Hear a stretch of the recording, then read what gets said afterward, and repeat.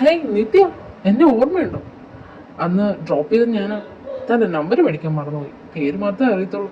എന്തായാലും നമ്പർ ഒന്ന് തന്നേക്ക് കേട്ടോ, എനിക്കിടയ്ക്ക് വിളിക്കാലോ. അല്ല, ഇതാരാ? ഹായ്, ഞാൻ നിത്യയുടെ ബോയ് ഫ്രണ്ട്. അല്ല, താനാരായിരുന്നു?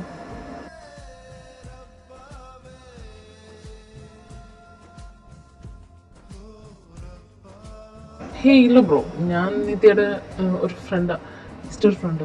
എങ്കിൽ ശരി ബ്രോ, ഞാൻ പോവാം. Nithya bye. Nithya, I'm sorry. എനിക്ക് അവനൊരു വള്ളിക്കേസാന്ന് തോന്നി, അതാ ഞാൻ അങ്ങനെ പറഞ്ഞത്.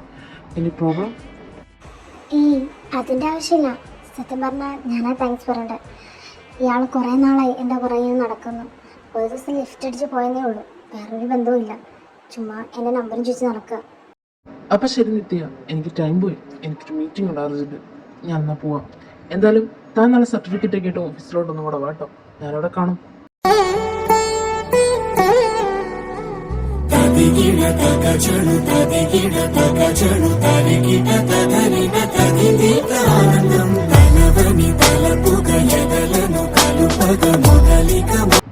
എന്താടാ നീ ഇവിടെ വരാൻ പറഞ്ഞ? എന്താ അത്യാവശ്യക്കാരാണെന്ന് പറഞ്ഞു? എന്താ നിന്റെ മെസ്സേജ് കിടക്കാൻ ഞാൻ പേടിച്ചു പോയി. ഇനി എന്താ അത്യാവശ്യക്കാർ? ഇന്നലെ മീറ്റിംഗ് ആവുമ്പോൾ ക്ലോസ് ചെയ്തല്ലേ? എൻ്റെ പൊന്നു കാർത്തി, നീ പറഞ്ഞ കറക്റ്റാണ്. ഞാൻ പറഞ്ഞ കാര്യം എന്ത് കാര്യം? എടാ, ഇന്നലെ ഞാൻ ഒരാളെ കണ്ട്. നീ എന്നോട് കഴിച്ച് പറഞ്ഞില്ലേ, നമുക്ക് റൈറ്റ് പേഴ്സണായി തോന്നിയ ഒരാൾ നമ്മളവിടെ അടുത്ത് വരുമ്പോൾ അടിവേറ്റ് മഞ്ഞ് വയസ്സ് സുഖം വരുന്നു. ഇന്നലെ ആദ്യമായിട്ട് ഞാൻ അവളെ കാണുന്നത്. ഇന്നലെ അല്ല, നമ്മൾ കഴിഞ്ഞ ദിവസം കണ്ടായിരുന്നു. അതെ, നിത്യ. നീ ഓർക്കുന്നില്ല? എനിക്ക് അവളെ കണ്ടപ്പോൾ എനിക്ക് എന്തോ പറയാൻ അറിയത്തില്ലടാ. എനിക്ക് ഇന്ന് വരെ മീരോട് തോന്നാത്തൊരു ഫീലിങ്സ്. എനിക്ക് ചുരുക്കം നേരം അവളോട് ഇരുന്നപ്പോൾ എനിക്ക് അവളെൻ്റെ ആരൊക്കെയോ എന്നൊക്കെ എന്നോട് ആരോട് പറഞ്ഞു തരുന്ന പോലെ തോന്നടാ. എനിക്കതുപോലെ എനിക്കറിയത്തില്ല പറയാൻ. ഞാൻ പറഞ്ഞില്ലേ, നിനക്ക് മീരയോടുള്ള പ്രണയമല്ലായിരുന്നു. അത് നീ ആദ്യം മനസ്സിലാക്കുക. ഇപ്പം നിനക്ക് തോന്നിയില്ലേ, അതാ. പിന്നെ വേറൊരു കാര്യം കൂടെ ഉണ്ട്. അവൾ നമ്മുടെ കമ്പനി ഇൻ്റർവ്യൂവിന് വന്നാൽ ഞാനപ്പോൾ നേരത്തെ ഇറങ്ങിപ്പോയില്ലേ, അതാ. പിന്നെ അതൊക്കെ പറഞ്ഞ് സംസാരിച്ചു. നാളെ അവൾ വരും.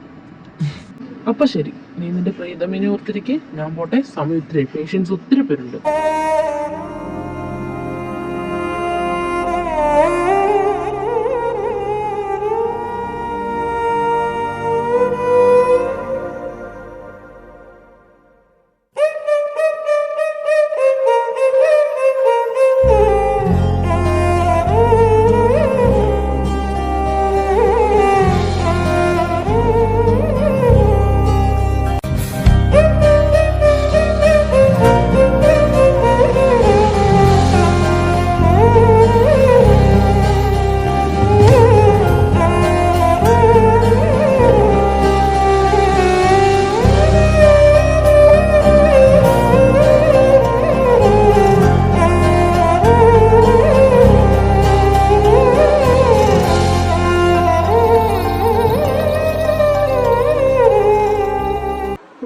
വെറുതെ ഇരിക്കുന്നതിന്റെ അപ്പനെല്ലാം പറഞ്ഞോണ്ടല്ലോ നിങ്ങളുടെ തലയിടിച്ചാന്നിരിക്കും ഞാൻ. കുറെ ആയല്ലോ നിങ്ങൾ തുടങ്ങിയിട്ട്. ഒന്നും മിണ്ടുന്നില്ല നോക്കുമ്പോ എന്തോ എൻ്റെ മമ്മി രാവിലെ തന്നെ പപ്പ മമ്മീനെ ചുമ്മാ ഇങ്ങനെ പറയുന്നല്ലേ. എന്തിനാ മമ്മി ഈ ടെൻഷൻ ആവുന്നത്? അല്ലെങ്കിൽ നീയൊക്കെ നിന്റെ അപ്പന്റെ സൈഡാ. എനിക്ക് നന്നായിട്ടറിയാം. എന്റെ മോൾ ഇവിടെ ഉണ്ടായിരുന്നുണ്ടല്ലോ, അവൾ എന്റെ കൂടെ തന്നേനുമായിരുന്നു. ഞാൻ ഇല്ലാത്ത കാര്യത്തിനൊന്നും അല്ലട ദേഷ്യപ്പെട്ട ചെറുക്കനെ. എന്റെ മോൾക്ക് പ്രസവത്തിന് ഇങ്ങോട്ട് കൊണ്ടുവരണ്ടേ, അതിന്റെ കാര്യം പറഞ്ഞപ്പോ അങ്ങേ എന്റെ നേരെ ചാടുക. അജു, നീ ഓഫീസിൽ പോയി തന്നെ അറിയിക്കോ. നിന്റെ തലയ്ക്ക് ഭ്രാന്തം. എടി, അത് നിന്റെ മാത്രം മോളല്ല, എന്റെ മോളും കൂടെ. എനിക്കറിയാം എന്ത് ചെയ്യണമെന്ന്. പിന്നെ ഞാൻ അവരെ ഒന്ന് ഫോൺ വിളിക്കട്ടെ. ചടങ്ങിന്റെ കാര്യമൊക്കെ ഒന്ന് അവരെയും കൂടെ അറിയിക്കണ്ടേ. അല്ല നമ്മൾ മാത്രം പറഞ്ഞ് തീരുമാനം എടുത്തിട്ട് കാര്യമില്ലല്ലോ. ഞാൻ ജോസഫിനെ എന്തായാലും വിളിക്കട്ടെ. ശരിയാപ്പ, ഞാൻ ആ കാര്യം മറന്നുപോയി. എന്തായാലും ഞാനതൊന്ന് ചോദിക്കട്ടെ അവനോട് എങ്ങനെയാണ്.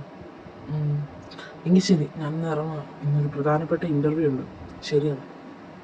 എന്റെ പൊണ്ണെ, രാവിലെ 10 മണിക്ക് ഇന്റർവ്യൂ. ഇന്നാണ് എണീക്കാനല്ലേ ചേച്ചി. ഞാനിത് എന്ത് ഡ്രസ് ഇടും? ഈ ഡ്രസ് തന്നെ മതിയല്ലേ. എന്റെ കണ്ണാടി ഉള്ളതാ എനിക്ക് ഏറ്റവും ഒരു ആശ്വാസം. ഈ കമ്മല് കുഴപ്പമില്ല, എന്നാലും മാറ്റണം. എന്റെ പൊന്നെ, ഇവിടെ ഒരു മനുഷ്യരില്ല ചോദിക്കാൻ. എന്ത് ചെയ്യും? ഇത് മാറ്റാം. അല്ല, വേറെ വഴിയില്ല. വേറെ കമ്മലിട്ടുകൊണ്ട് പോകും. ആ, ഇത് മതി. ഇത് സൂപ്പറാ. അല്ലേലും എന്റെ നിത്യ, നിന്നെ കാണാൻ എന്ത് അടിപൊളിയാ. നീ സൂപ്പർ അല്ലേ?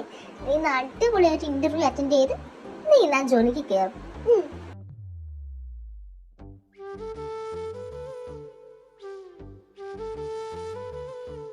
ആഹാ, ഇതെന്താ രാവിലെ തന്നെ? എല്ലാം കഴിച്ചായിരുന്നോ? നല്ല ഇടിയപ്പവും നല്ല ചിക്കൻ സ്റ്റൂ ഉണ്ട്, എടുക്കട്ടെ? വേണ്ട, നീ തന്നെ തിന്നു.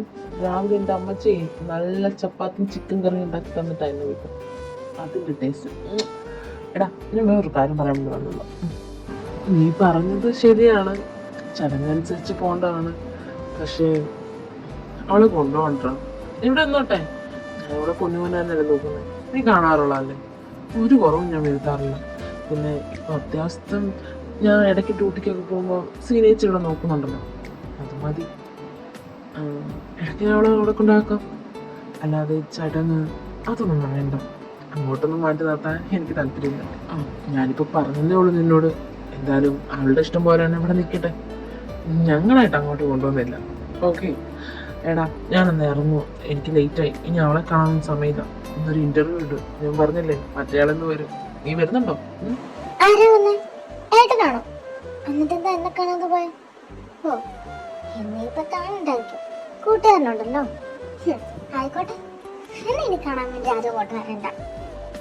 അവൻ ബിസിനസ് മാനല്ലേ, അപ്പൊ അവനെ കുറിച്ച് തിരക്കൊക്കെയില്ലേ, അതാണ് നേരത്തെ പോയത്. പിന്നെ കാണാൻ നിൽക്കണം എന്നോർത്താ. പിന്നെ ഇന്റർവ്യൂ ഉണ്ട്, അതുകൊണ്ടാ പോയെ. എന്താ ഇപ്പൊ എന്റെ ചേട്ടൻ വന്നേ? എന്താ പറഞ്ഞേ?